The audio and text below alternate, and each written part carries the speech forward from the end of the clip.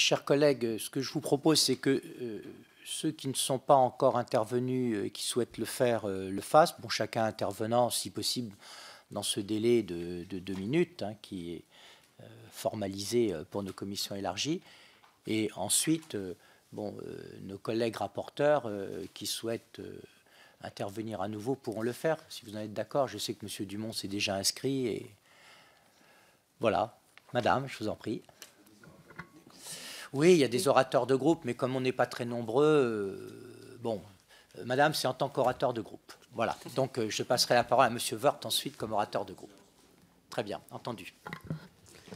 Oui, Monsieur le Président, Monsieur le Ministre, la mission budgétaire que nous examinons aujourd'hui est importante, pas seulement en raison du volume des dépenses qu'elle représente, mais surtout en raison de son caractère stratégique au cœur du fonctionnement de notre appareil administratif et génère des enjeux importants. Elle est en cela assez similaire à la mission Direction de l'action du gouvernement que nous avons eu l'occasion d'examiner vendredi dernier en commission élargie et qui a fait l'objet d'un vote consensuellement favorable. Je concentrerai mon propos sur quelques aspects qui me paraissent devoir être soulignés. Il faut saluer tout d'abord le fait que cette mission s'inscrive dans le respect de la politique de sérieux budgétaire menée depuis 2012 par la majorité. Par certains aspects, cette mission tâche même de s'inscrire dans une forme d'exemplarité au regard de cette règle de conduite avec une réduction assez conséquente en termes d'ETP sur son périmètre, moins 2400. Étant donné le caractère stratégique de plusieurs missions et projets, je souhaite poser la question de la soutenabilité de la baisse de ces effectifs. Ne grève-t-elle pas la capacité des administrations concernées de conduire certains chantiers comme celui de la simplification ?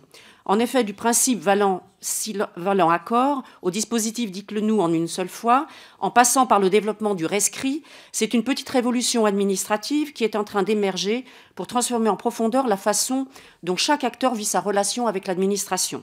Monsieur le ministre, pouvez-vous nous indiquer comment l'avancée de ce chantier se déroule, de votre point de vue, pour les domaines de la mission ? Plusieurs des administrations concernées par la mission remplissent un rôle essentiel et souvent méconnu. J'ai eu récemment l'occasion d'échanger avec des fonctionnaires de la douane, dont les crédits et les effectifs sont couverts par le programme Facilitation et Sécurisation des échanges.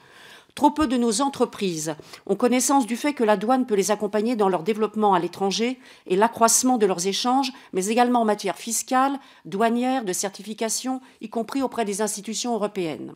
En 2013, ce sont ainsi 24 millions d'euros qui ont été économisés par les seules entreprises faisant leur entrée dans des dispositifs de cette administration, facilitatrice de leur développement. Il s'agirait de mieux faire connaître ces dispositifs. Monsieur le ministre, pouvez-vous nous indiquer les actions à mener de ce point de vue ? Enfin, je souhaite terminer mon propos en évoquant le programme Fonction publique, un sujet qui me tient à cœur. Vous avez déjà en partie été interrogé sur la question du régime indemnitaire tenant compte des fonctions, des suggestions et de l'expertise de l'engagement professionnel dans la fonction publique de l'État, qui vient se substituer à la prime fonction publique, fonction et résultats, et qui monte en puissance. Pouvez-vous nous éclairer sur les conditions, notamment en termes de calendrier, puisque le projet annuel de performance évoque seulement le fait que le calendrier de déploiement est en cours de stabilisation ? Je voudrais terminer en disant que j'ai écouté avec attention les propos de notre collègue Alain Touret et les propositions d'appel, comme il les a mentionnées, que certains pourraient dire audacieuses, mais qui invitent au débat. Notre groupe, bien sûr, les examinera. Je peux déjà dire que la proposition 20 souscrit toute mon attention et mon approbation.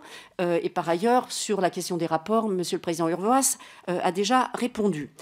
Sans restreindre notre rôle de parlementaire, je voudrais quand même préciser que le dialogue social doit nous permettre aussi d'avancer sur certains sujets, et notamment au sein de la nouvelle formation spécialisée au sein du Conseil commun des fonctions publiques, qui a été inaugurée hier par Madame la Ministre, et qui est relative aux questions sur les modifications de l'organisation et du fonctionnement des services publics au regard de leurs conséquences sur les agents publics, complétant aussi en partie la création du Conseil national du service public.